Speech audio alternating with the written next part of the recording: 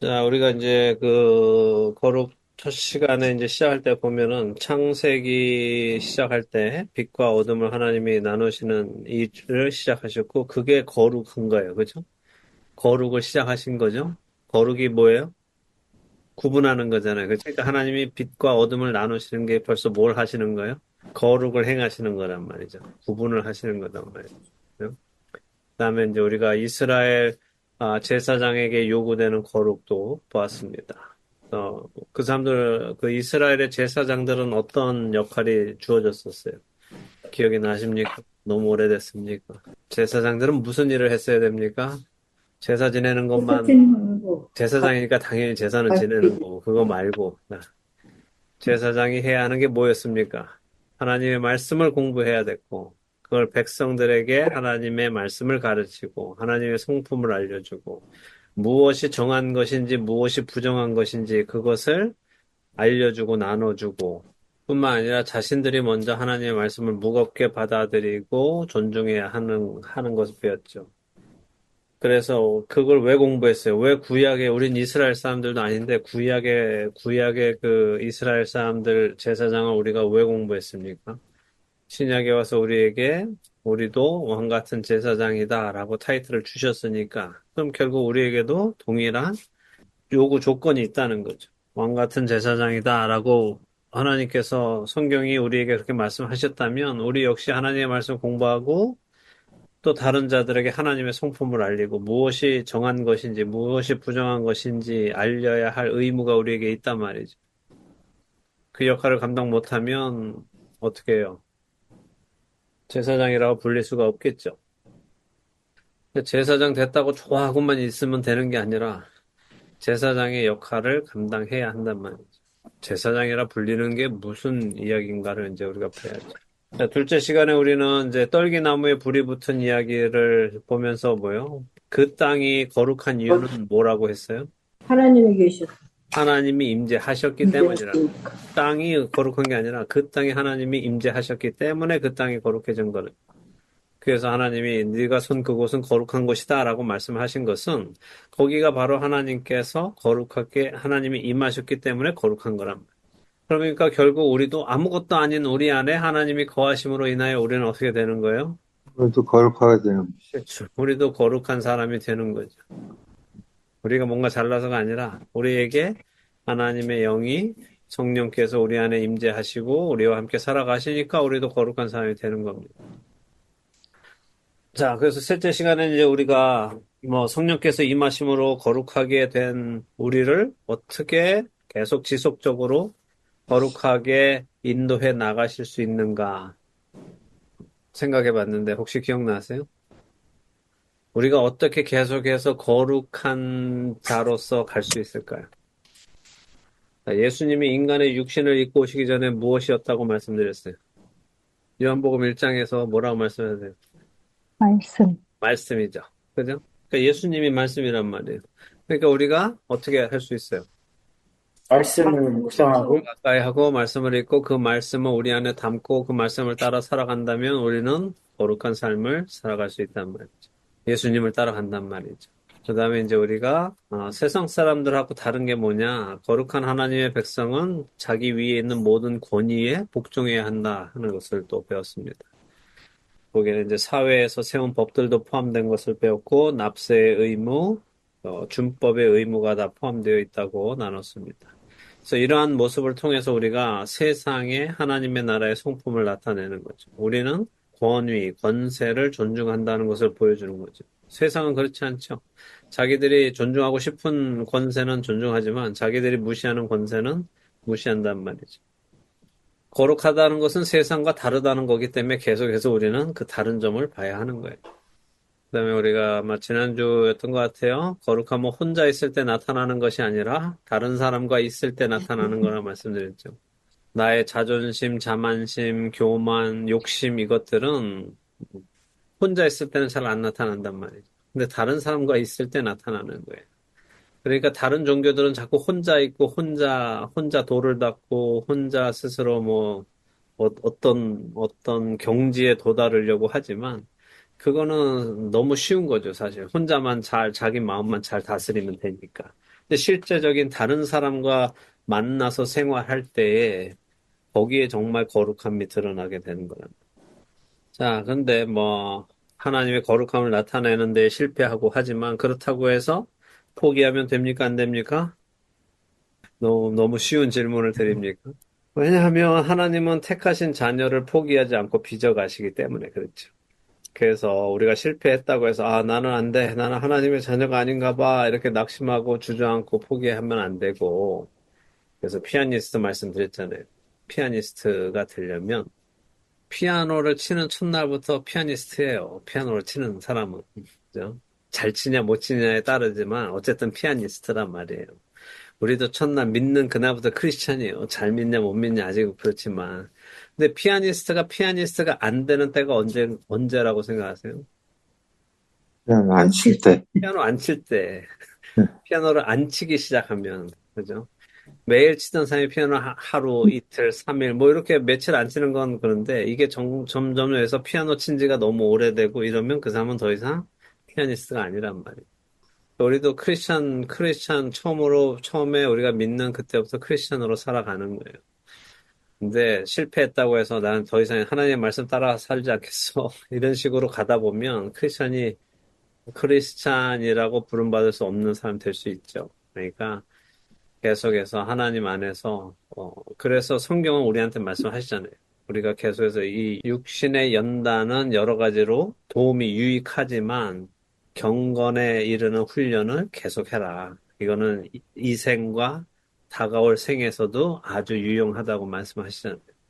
그러니까 노력하지 않고 거룩해지려고 하는 거는 그건 도둑놈 심보죠. 왜 생각 안 하세요? 눈에 말씀드리죠? 먹고 싶은 거 다 먹고 다이어트? 배에 왕자 새기고 싶어지는 거는 그건 도둑놈 심보란 말이에요. 그건 이루어질 수 없는 꿈이란 말이에요. 움직이지도 않고 먹고 싶은 대로 다 먹고 운동도 안 하면서 아 나도 살 빠지고 싶어 이러고 있는 건 그냥 허망한 꿈일 뿐이죠. 아 나도 하나님의 말씀을 따라 살고 싶어. 나도 거룩한 사람이 되고 싶어. 칭찬받는 주의 종이 되고 싶어. 생각만 하고 있으면 안 되고 해야 된단 말이에요.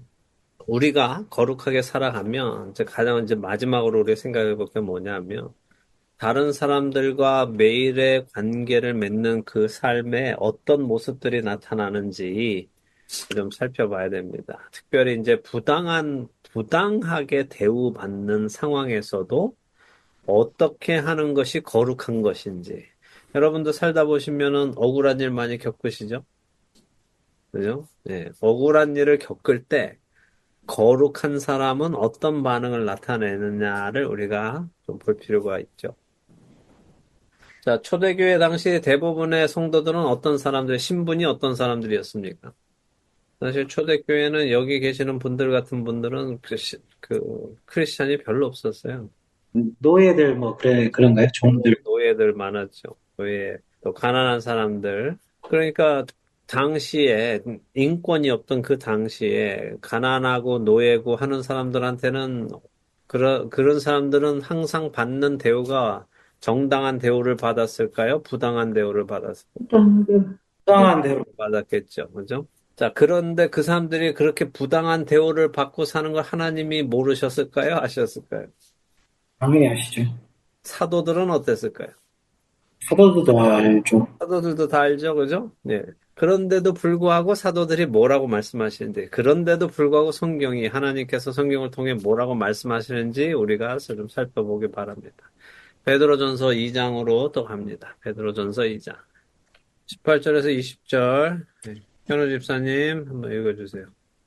사람들아 범사에 두려워함으로 주인들에게 순종하되 선하고 관용하는 자들에게만 아니라 또한 까다로운 자들에게도 그리하라. 부당하게 고난을 받아도 하나님을 생각함으로 슬픔을 참으면 이는 아름다우나 죄가 있어 매를 맞고 참으면 무슨 칭찬이 있으리요. 그러나 선을 행함으로 고난을 받고 참으면 이는 하나님 앞에 아름다움이라. 네. 자, 사환들은 뭘 하라고 요구받았어요? 18절에 순종, 순종, 그죠? 네. 순종. 어떤 일이에요? 범사에 범사에 순종하라는 거예요. 자, 그런데 오직 착한 주인한테만 복종하라고 하십니까? 뭐라고 하세요? 까다로운 자들에게도. 그쵸? 관용하는 자들, 그러니까 마음씨 좋은 주인들한테만 해라. 그 얘기가 아니라 어떻게 해요? 까다로운 자들에게도 그리하라. 순종하는데 너희한테 까다롭게 구는 사람, 이래라 정말 아주 힘들게 만드는 사람, 그런 주인한테도 어떻게 하라고요? 복종하라고, 순종하라고요. 예. 자, 이 까다로운 주인한테 순종하라 하는 거에 대해서 여러분은 어떻게 생각하세요? 그게 좀 어려울 것 같은데. 근데 누누이 말씀드리잖아요. 좋은 주인한테 순종하는 거는 그건 쉬운 일이지. 그거를 우리가 자랑할 일은 아니잖아요. 좋은 주인한테, 순종 안 하는 놈이 나쁜 놈이지. 우리가 다르다면, 세상과 다르다면, 거룩하다면, 세상과 다르다면, 세상 사람들이 안 하는 걸 우리는 해야 될 거 아닙니까? 그러면서 19절에 하시는 말씀이 뭐예요? 부당하게 고난을 받아도, 했죠. 그러니까 당연히 그 까다로운 주인이 어떻게 한다는 거예요? 부당하게 고난을 준단 말이죠. 그래서 사실 이제 착한 사람들한테 잘해주는 사람들도 있지만 착하기 때문에 더 막 하는 사람들도 있고 그런 것도 있지. 청소 하나 시킬 걸 두 개 시키고 세 개 시키고 이렇게 하기도 하죠. 그럼 부당하죠. 똑같은 종인데 누구는 하나 하고 끝나고 너는 가서 쉬어. 너는 아직 안 돼. 너는 뭐 몇 개 더 해. 이렇게 한다면 이제 부당할 거 아닙니까? 근데 그런 이유가 내가 하나님을 섬기기 때문이고 예수님을 섬기기 때문이라면 더더군다나 그때 베드로 사도는 어떻게 하라고 하십니까? 하나님을 생각함으로 슬픔을 참으라. 네, 슬픔을 참는데 어떻게 하라고요? 아, 중요한 포인트가 뭐예요? 하나님을 생각하고. 하나님을 생각함으로 음. 슬픔을 참으라. 그럼 어떻게 참으라는 거예요? 기쁨으로. 기쁨으로 참으라. 그러니까 자, 부단하게 고난을 받고 있어요. 고난을 막 힘든데 하나님을 생각함으로 슬픔을 참으라. 어떻게 하나님을 생각하면서 참느냐는 거예요. 예수님이 우리의 죄를 고난 당하시길 생각하면서 슬픔을 참는 거예요. 이렇게 또 예수님이 우리를 위해서 고난 당하셨으니까 나도 참아야지. 오케이. 또 하나님이셨으면 어떻게 하셨을까라고 생각하면서. 아까 우리가 씨한테 그 말씀 드렸죠. 그 당시에 대부분의 사람들, 크리스찬들은 가난하고 노예고 네. 그런 사회 밑바닥이어서 당연히 부당한 대우를 받는 사람들인데 그걸 하나님이 모르셨겠습니까? 라고 여쭤봤죠. 네, 하나님이 다 한다고 아시니까. 하셨죠? 그렇죠. 그러니까 하나님을 생각하며 참으라. 이거는 물론 예수님도 고난 받으셨으니까 나도 받아야지. 그것도 있지만 더 중요한 건 뭐예요? 내가 지금 이렇게 부당하게 고난받고 있는 것을 하나님이 아신다는 거예요. 그 아신다는 것을 내가 생각한다는 것은 이 상황을 하나님이 허락하셨다는 것을 하나님의 주권을 인정한다는 거죠. 이게 중요하다는 거예요. 이 어려움을, 이 부당한 일을 겪게 하는 것이 하나님께서 나에게 결하고 하시는 거구나. 그래서 이렇게 하는 게 뭐라고요? 아름다운 거라는 거예요. 자, 그래서 죄가 있어서 매를 맞고 참으면 무슨 칭찬이 있으리요. 이건 저는 이 말을 읽을 때마다 너무 웃겨, 정말.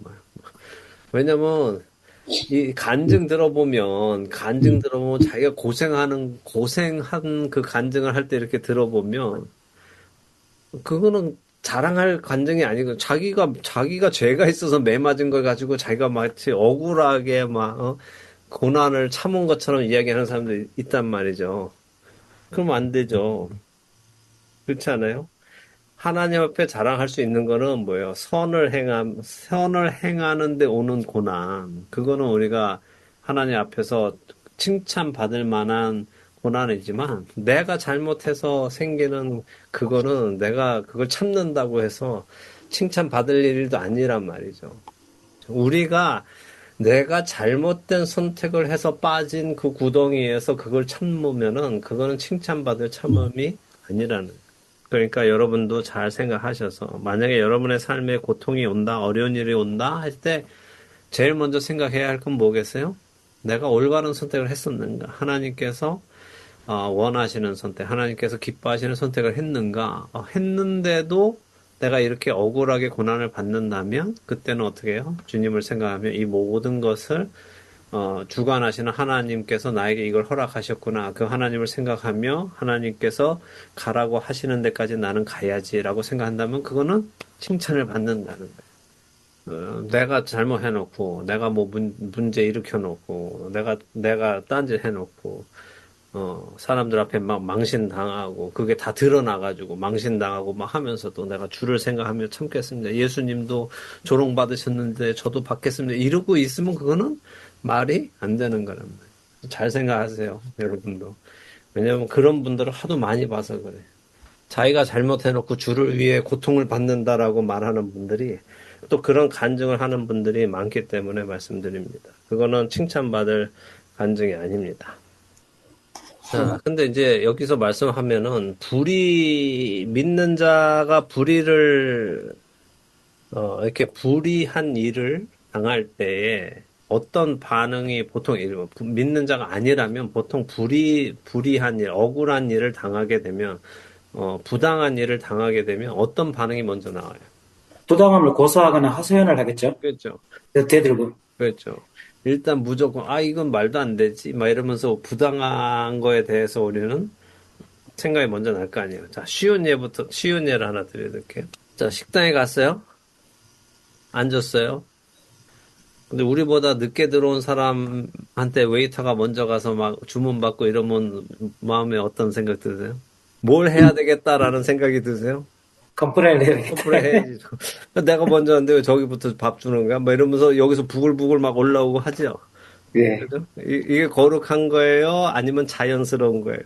거룩한 건 아니죠. 자연스러운 거죠. 그렇죠. 자연스러운. 예. 그러니까 자연스러운 건 거룩한 게 아니란 말이에요. 자연스러운 건 거룩한 게 아니에요. 누구나 거기 있는 사람들 다, 우리가 먼저 왔는데 이거 막 이러면서 왜, 우리는 15분 기다렸는데 저 사람은 뭐 지금 왔는데 왜 주문받고 벌써 애프타이저 나와서 우리는 지금 아직 물도 안 왔는데 이러고 있으면서 부글부글 끓는 게 일반적인 사람들의 반응이란 말이죠. 그때도 거룩한 사람이라면 어떻게 해야 되겠다는 거예요. 양보해야죠. 양보하고, 그죠? 네. 뭘 생각하면서.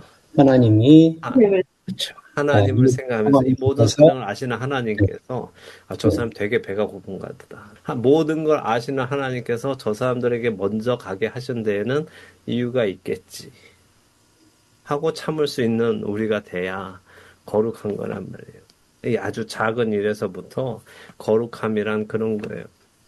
이제 식당 가셔서 화내지 마시고 좀 늦어도 그냥 이렇게 여유 주시고 그렇게 하시면서 가세요. 자, 그래서 중요한 건 뭐냐면 우리의 자연스러운 반응은 거룩함과는 거리가 있다는 거예요. 그러니까 자연스러운 반응에 당연하다고 생각하지 마시고, 이것이 거룩한 반응인가 생각하시면서 살아가시기 바랍니다. 로마서 12장으로 가보죠. 이따 베드로전서 2장 다시 올 거니까 거기다 이렇게 책갈피 해놓으시고, 로마서 12장 19절에서 21절 박 집사님 읽어주시죠. 내 사랑하는 자들아 너희가 친히 원수를 갚지 말고 하나님의 진노하심에 맡기라. 기록되었으되 원수 갚는 것이 내게 있으니 내가 갚으리라고 주께서 말씀하시니라. 내 원수가 줄이거든 먹이고 목마르거든 마시게 하라. 그리함으로 내가 숯불을 그 머리에 쌓아 놓으리라. 악에게 지지 말고 선으로 악을 이기라. 네. 자, 19절에 의하면 이거는 결국 불의의 희생을 당한 걸 얘기하는 거거든요. 그죠? 친히 원수를 갚지 마라 이 얘기는 불의의 희생을 당한 거죠. 근데 뭐라고 하는 거예요? 원수를 갚지 말고 어떻게 하라는 거예요? 원수 갚는 것을 하나님께 맡기라라고 하죠. 자, 원수 갚는 걸 하나님께 맡기는 거는 어떤 모습일 거라고 생각하세요? 세상의 눈으로 볼 때? 세상에 볼 때는 바보라고 생각할 수도 있겠죠. 그렇죠. 왜 바보라고 생각합니까? 그러니까 당연히 갚아야 될 걸 당당한 것을 받지 않는다고 생각하니까. 그렇죠. 자, 여러분이 불의한 일을 당했어요. 정말 억울한 일을 당했어요. 정말 이거는 갚아줘야 됩니다. 누가 봐도 이거는 갚아줘야 되는 일인데도 갚지 않고 하나님께 그걸 맡긴다라고 한다면 세상 사람들이 볼 때는 그게 어떻게 보일 수 있는가 하면 바보가 되는 거기도 하고 약자가 되는 거죠. 내가 힘이 없어서 이거를 이 원수 갚을 그 요구할 만한 적이 없어서. 그러니까 쉽게 얘기하면 많은 사람들이 그 얘기해요. 똥이 무서워서 피하냐? 왜 피한대요? 더러워서. 더러워서 피한다 그러죠. 언제 그런 말 합니까? 언제 똥이 무서워서 피하냐? 더러워서 피하지? 어떤 때 그런 말 해요? 저는 그 말을 제일 처음 들은 게 제가 한 한두 살쯤 됐을 때나 그런 것 같아요. 저희 사촌 형하고, 저보다 10살 많은 사촌 형하고, 이렇게 밤길에 이렇게 가는데, 저 앞에서 사람들이 이렇게 막 싸우고 있었어요. 주먹질을 하면서 막 싸우고 있었어요. 그때 형이, 야, 이쪽으로 와, 이쪽으로 와서. 나는 왜 일로 가야지, 일로 가는 게 맞지, 막 하는데, 아니야, 일로 와, 막. 아, 형, 저 사람들 무서워서 그러는 거야? 막 그랬더니, 형이, 야, 똥이 무서워서 피하냐? 더러워서 피하지. 그럼 일로 와. 이러면서 데려가더라고요. 그래서 그때는, 이거 되게 맞는 말이다, 이제 싶었어요. 그렇지. 똥이 무서워서 피하는 건 아니지. 근데 나중에 커서 생각해보니까 똥이 무서워서 피했던 것 같더라고. 말은 더러워서 피했다고 하지만, 생각해보니까 무서워서 피한 것 같아. 그렇지 않아요? 여러분들은 정말 똥이 더러워서 피하십니까? 아니면 똥이 무서워서 피하십니까? 사실 그렇게 말하는 사람 대부분은 똥이 무서워서 피하지, 더러워서 피하지는 않아요. 무서워서 피하는 자신의 자존심을 지키기 위해서 그렇게 변명할 때가 많단 말이에요. 자기 창피하니까, 자존심이 상하니까. 똥이 무서운데 똥이 무섭다고 말을 못하고 더러워서 피하는 거야 하면서 자기 자신의 자존심을 이제 살리는 거죠. 근데 저는 우리가 그 생각을 성경이 우리한테 친히 원수를 갚지 말라 하고 하신 그 말씀을 오용하지 않았으면 좋겠어요. 무슨 말인가 하면 나는 정말 원수를 갚고 싶어. 저 사람은. 저 사람이 나한테 잘못했기 때문에 내가 진짜 한 대 때려주고 싶어. 근데 때려줬다가는 두 대 더 맞을 것 같아서 못하면서 돌아서면서 원수 갚는 게 하나님께 있다고 했으니까 이러면서 돌아서는 건 옳지 않다는 거예요. 정말 우리가 하나님께 원수 갚는 것이 하나님께 있습니다라고 말할 수 있는 거는 언제 그러냐면 내가 원수를 갚을 만한 능력이 있고 권리가 있고 내가 그걸 했을 때도 상대가 나한테 아무런 위협이 될 수 없는 사람인데도 불구하고 내가 하나님의 말씀을 믿고 원수 갚지 않기로 할 때 그게 참된 하나님을 신뢰하는 거란 말이에요. 이해되세요? 정말 우리가 하나님께 맡긴다는 건 나한테 그 충분한 힘이 있을 때도 그 사람을 한 대 때려줄 수 있는 힘이 있는데도 불구하고 내가 하나님께 그걸 맡기는 것이 성경이 우리에게 요구하시는 참된 아, 양보입니다. 그러니까 그거 잘 기억하시기 바라고. 자, 성경은 우리한테 지금 친히 원수 갚지 말고 진노하심에 맡겨라 라고 하셨어요. 거기서 끝나는 게 아니에요. 20절에는 더 한 걸 요구하시는데 뭐예요? 원수가 줄이거든.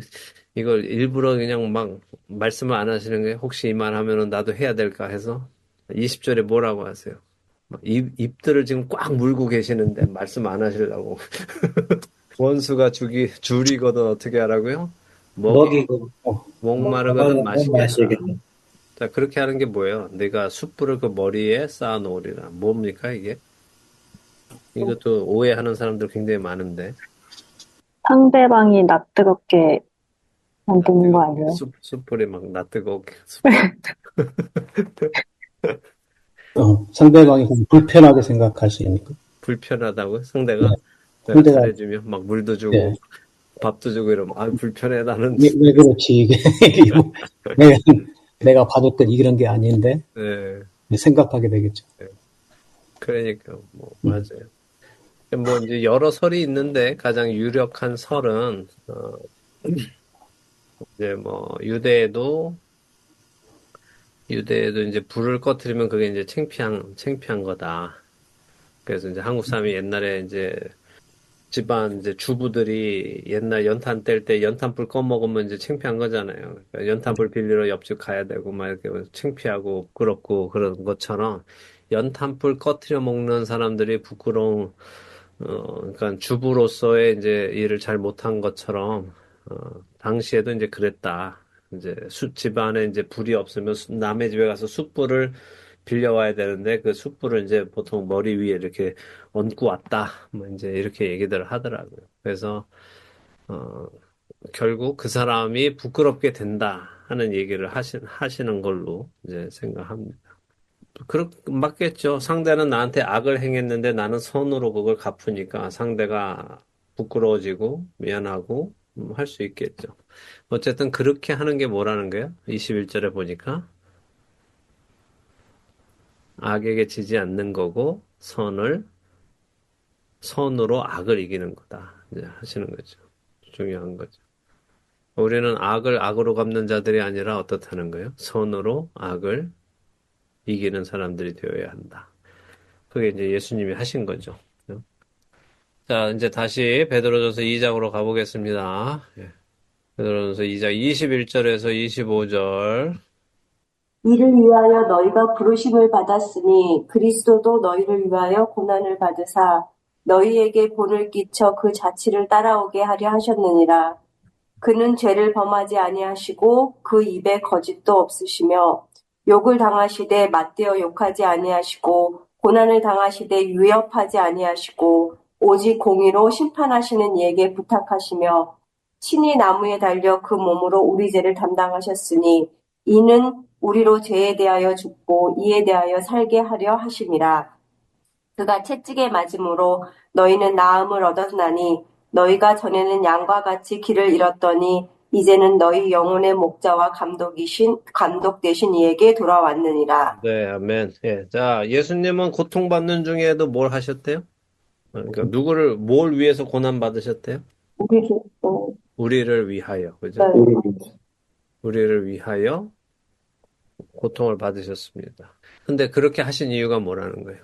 본을 끼쳐 자치를 따라오게 하려 하시고. 그렇죠. 본을 끼쳐서 자치를 따라오게 하려 하셨다.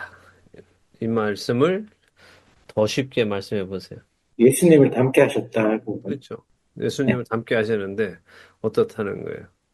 22절부터 나오는 얘기죠. 그죠? 22절부터 나오는 얘기인데, 자, 22절에는 뭐라고 말씀되어 있어요? 예수님이 죄도 없으시고 거짓도 없으시고 입에 거짓도 없으세요. 자, 그러면 이제 우리가 본을 받아야 된다는 게 뭐라는 거예요? 죄를 범하지 말고 죄를 범하지 않고 입에 거짓도 없어야 돼요. 어떤 일에 대해서 우리가 이제 고난을 받는 그 일에 대해서 우리가 죄를 범한 것도 아니고 거짓도 없어야 돼요. 우리가 거짓말로 뭘 한 것도 아니에요. 그렇고 근데 어떻게 해요? 23절에 보니까 욕을 당하는데 욕을 먹을 때 우리가 잘못한 거 아닙니다. 내가 거짓말 한 게 아니에요. 그런데 우리가 욕을 먹는 일이 생겼어요. 그러면 어떻게 하는 게 당연합니까? 맞대 욕하는 게 당연하죠. 맞대고 욕하는 거 당연히 야 내가 뭔 잘못했는데 이러면서 하는 게 당연한데 예수님 어떻게 하셨다고요? 맞대어 욕하지 않으시고 자 고난 당하실 때 또 어떻게 하셨어요? 위협하지 아니하시고 자 여러분 운전하고 가다가 이렇게 옆 사람이 욕하면은 어떠세요? 설마 먼저 욕하는 분은 안 계시죠? 그렇지. 먼저 막 욕하면서 손가락 이렇게 막 하시면서 운전하고 가시는 분은 안 계실 테고 옆 사람이 지나가다가 이제 뭐 빵 하면서 뭐 손가락을 보여주고 이렇게 간다면 여러분은 반응이 어떻게 되세요? 반사. 그죠? 적어도 일단 막 얼굴 울그락불그락 하면서 에이 너나 먹어라 막 이런지 반사 네가 보낸 거 너나 먹어라 이제 이렇게 되죠. 근데 성경은 우리한테 어떻게 하라는 거예요? 같이 욕하지 말라고. 같이 욕만 안 하면 됩니까? 아니죠. 화를 내서도 안 되고 네. 위협을 해서도 안 되죠. 오히려 저쪽은 여러분한테 핑거를 줬어요. 손가락을 보내줬어요. 그러면 여러분은 어떻게 하셔야 돼요? 반사가 아니고 어떻게 해야 돼요? God bless you 해줘야지. 사람을 위해서 해주고. 그죠? 되겠어요? 안 되겠어요? 어려울 것 같으세요? 예배 드리고 오는 길에는 가능할 것 같아요. 예배 드리고 오는 길에는 가능해. 그런데 성경 공부 끝나고도 가능할 것 같아요. 근데 훈련이 필요한 것 같아요. 훈련이. 그러면 이제 예배를 계속 드리면 되는 거죠. 그러니까 성경 공부를 계속 하고. 성령이 막 이렇게 안 붙어있어 힘들어요. 못 올라오니까. 그래서 욕을 당하되 맞대어서 욕하지 않는 거 중요하고. 왜냐면 욕 먹으면 우리도 욕이 확 나오게 돼 있거든. 근데 참 어렵지만 해보니까 또 돼요. 되더라고. God bless you 이렇게 하는 거지. 걔는 걔는 FU 이렇게 할 때 우리는 God bless you 이렇게 해주는 거죠. 얼마나 아름다운 일입니까? 그 사람도 얼마나 황당하겠어. 자기를 욕했는데 God bless you 이러면서. 근데 그게 우리의 모습이 되겠죠. 왜냐하면 예수님도 그렇게 하셨으니까. 자, 그래서 23절에 보니까 우리가 예수님의 본을 우리 마음에 새기고 살아갈 때 고통스러운 상황에 처하게 되면은 어떻게 반응해야 된다는 거예요? 아까 로마서 13장하고 마찬가지죠. 12장. 공의로 심판하시니 부탁하라고 말씀하셨죠. 그렇죠. 하나님 말씀하신 거죠. 그렇죠. 그러니까 여기도 오직 공의로 심판하시는 이에게 부탁하는 거죠. 이거 그래도 좀 위안이 되지 않으십니까? 네. 예. 그렇죠. 심판은 하나님이 하십시오 하고 나는 그냥 블레스 하겠습니다. 자, 24절에 보니까 예수님이 보여주신 것이 우리한테는 어떤 영향을 끼칩니까? 예수님이 그렇게 하셨더니 우리한테 어떻게 됐어요? 우리가 저 사람을 받고 마음을 거룩게 된 거죠. 일단 우리가 어떻게 됐어요? 의에 대해서 살게 됐고, 의에 살고. 또 마음을 얻고 마음을 얻었어요. 길을 잃었다가 다시 그렇죠? 길을 찾아서 목자 되신 예수님께 돌아온 거죠. 네. 놀라운 말씀이에요. 자, 예수님이 죄도 없으시고 거짓도 없으신데 욕을 당하시는데도 그때 욕하지 않으시고 고난을 당하셔도 위협하지 않으시고 그냥 모든 것을 하나님께 맡기고 예수님은 그냥 친히 나무에 달려서 우리의 죄를 담당하셨더니 어떤 일이 발생했느냐? 우리가 죄에 대해서 죽고 의에 대하여 살아났고 그분이 채찍에 맞음으로 우리는 나음을 입었고 길 잃은 양이었던 우리가 목자와 감독 대신 하나님께로 다시 돌아오는 일이 일어났다라는 말씀을 하고 계시는 거죠. 그죠? 자, 그래서 24절하고 25절에 예수님이 보여주신 것이 이렇게 우리를 회복시키는 일을 하셨다는 거예요. 근데 앞에 지금 21절에 보니까 그리스도께서 너희를 위하여 고난을 받으신 이유가 너희한테 본을 끼쳐서 그 자체를 따라오게 하려 하십니다. 라고 하셨단 말이에요. 언제나 드리는 말씀이지만 우리는 예수 그리스도의 본을 따르기 때문에 구원에 이르는 게 아니죠. 맞아요? 예수님의 본을 따르기 때문에 구원에 이릅니까? 아니면 이미 구원에 이른 사람이기 때문에 예수 그리스도의 본을 따르는 것입니까? 앞뒤가 바뀌면 안 되죠. 구원을 위해서 예수님을 따라 행하는 사람들은 행위 구원론자예요. 근데 우리는 이미 구원받았기 때문에 예수님을 따라가는 사람들은 은혜로 구원을 받는 거예요. 믿음으로 구원 받는 겁니다. 근데 자, 본문의 말씀 잘 생각해 보세요. 그분이 그렇게 십자가에서 우리의 죄를 담당하셔서 우리로 죄에 대해서 죽고 의에 대해 살게 하셨고 이제 그 자취를 따라오게 하려고 하셨다고 했어요. 그러니까 우리가 그분의 그 자취, 억울한 일 속에서도 억울하다고 맞대어서 싸우거나 반응하지 않고 우리가 거룩한 사람들로서 거룩한 반응을 보이면서 살아간다면 어떤 일이 일어난다는 거예요? 잃어버린 양들이 돌아오게 그렇죠. 하는. 그렇죠. 잃어버린 양들이 돌아오는 일이 생기는 거예요. 우리 때문에 돌아오는 건 아니죠. 그렇죠? 예수님께서 그 일을 하셨기 때문에 하는데 우리가 그 일을 행할 때 예수님이 가신 그 길을 우리도 따라갈 때 우리를 통하여 사람들이 예수 그리스도 앞으로 돌아오게 되는 일들이 일어난다는 거예요.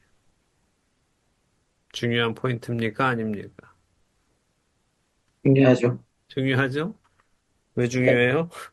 이 길을 따라오게 하시기 위해서 본을 보여주셨다고 했으니까. 그 일을 우리가 해야 될 거 아닙니까? 잃어버린 양을 찾는 게 하나님의 궁극적인 목적이시니까. 그렇죠. 예. 그러니까 하나님께서 목자장 되시는 그분께서 잃어버린 양들을 찾으시는데 누굴 사용한다는 거예요? 우리들을 우리 사용하신다는 거죠. 맨 앞에서 예수님이 그 일을 하셨고, 이제 그 예수님을 따라서 본을 받아서 그 길을 가는 사람들을 통해서 돌아오는 거죠. 가능해요? 안 가능해요? 가능한다고 생각합니다. 가능한 성경이 것 도와주시고. 같으세요? 가능한 것 같으세요? 자, 네. 그럼 여쭤볼게요. 여러분들 중에 다른 사람의 도움 없이 예수님 직통으로 예수님 믿게 되신 분 계세요? 아니요. 없죠? 그렇죠. 네. 딴 사람은 나한테 한 번도 말한 적이 없고 그냥 예수님이 어느 날 꿈에 딱 나타나서 너는 나를 믿어라 이렇게 하신 분 계세요? 없죠. 어느 누군가가 예수님의 본을 따르는 그 길을 통하여 감으로 인하여 우리에게도 복음이 들어온 거란 말이에요. 여러분이 지금 저도 마찬가지로 우리가 예수님을 믿고 있는 이유는 중간에 있었던 어떤 사람들이 예수님이 가신 그 본을 발자취를 따라서 갔기 때문에 된 일이라고. 그러니까 이제 우리도 어떻다는 거예요. 그렇게 우리도 그렇게 섬겨야 된다는 거죠. 예. 자, 그러면 여러분의 삶을 돌아보시면 여러분을 통하여 이렇게 주님께로 돌아온 사람들이 있느냐는 거예요. 그게 안 된다면 왜 안 된다고 생각하세요? 우리가 그런 삶을 살지 않아서 그렇겠죠. 그렇죠. 예수님의 가신 그 길을 따라 살고 있지 않기 아, 때문에 그렇죠. 그래서 내가 그 길을 따라 산다면 어떻게 되겠어요? 그런 일이 일어난다는 일어나는 거죠. 거예요. 그게 성경이 우리에게 해주시는 말씀입니다. 자, 이제 나머지는 이제 실생활에, 오늘은 하지 않겠지만 다음 주에 해야 되겠네요. 실생활에 이제 할 얘기입니다. 우리가, 좀 더 구체적인, 실제적인 일이고, 이제 우리가 지금 베드로전서 2장 끝났잖아요. 3장으로 넘어가면 이제 무슨 말씀이 나와요? 그렇죠. 어떻게 행해야 되는가에 대한 말씀인데, 그 구체적인 그게 어디서부터 나오냐 하면, 아내들아, 남편들아, 이렇게 나온단 말이에요. 그냥 거룩한 삶을 사는 거에 대해서 제일 처음에 어디서부터 시작된다는 거예요, 그게? 가정에서부터. 예, 부부 사이에서부터 시작이 된다는 거예요. 거룩함은 어디에서부터 시작된다? 왜냐하면 이게 제일 어렵기 때문에.